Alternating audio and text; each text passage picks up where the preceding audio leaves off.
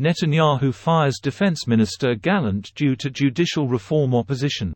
Here's a summary of the article. Prime Minister Benjamin Netanyahu fired Defense Minister Yoav Gallant following his opposition to the judicial reform. It was announced on Sunday evening. Gallant made a dramatic declaration on Saturday evening calling on Prime Minister Benjamin Netanyahu to halt the judicial overhaul long enough to more deeply engage in negotiations with others to reach a compromise.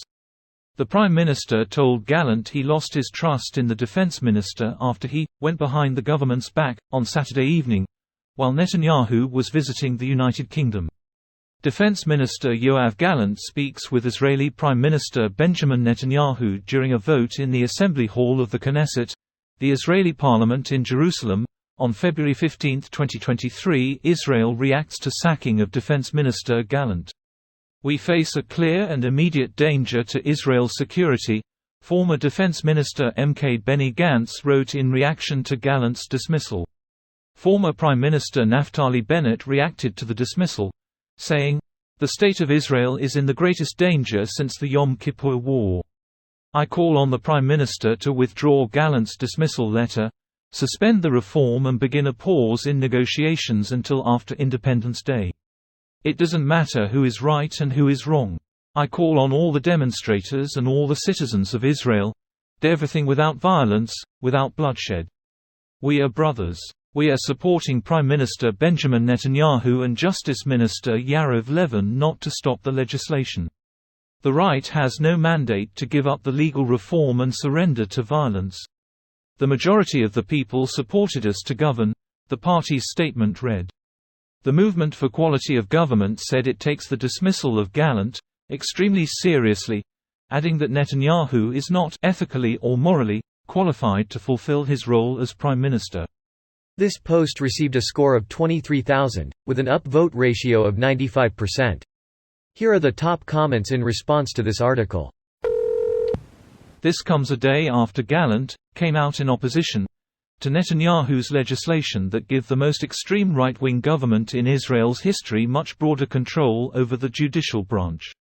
Gallant is the most senior member of Netanyahu's party, Likud, to voice opposition. This also comes 2 days after Israel's Attorney General accused Prime Minister Netanyahu of breaking the law. 2. More than 1,000 Air Force veterans, including former officers and commanders, signed a letter to oppose judicial overhaul.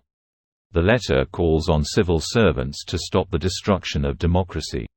3. Following today's removal of Defense Minister Gallant, hundreds of thousands of protesters took to the streets, some clashing with police outside of Prime Minister Netanyahu's residence.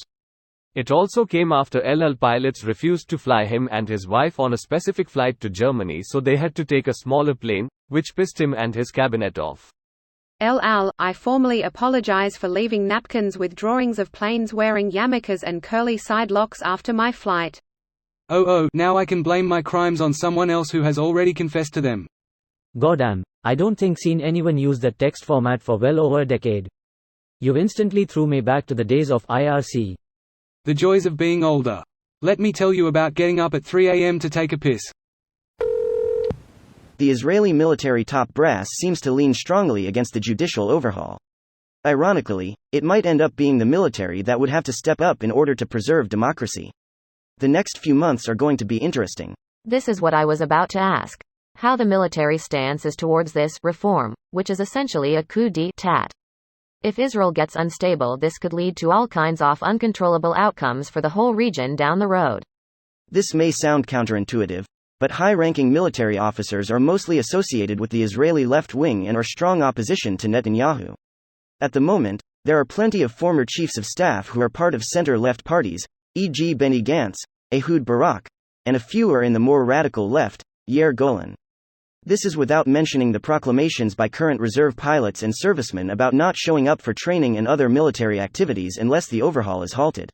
I wonder if this is in part because a significant part of Israel's far right have historically exempted themselves from military service. This video was automatically created by Reddit to speech. The article and comments in this video were selected from Reddit according to their upvotes, and any paraphrasing was performed by smmry.com, without any human intervention.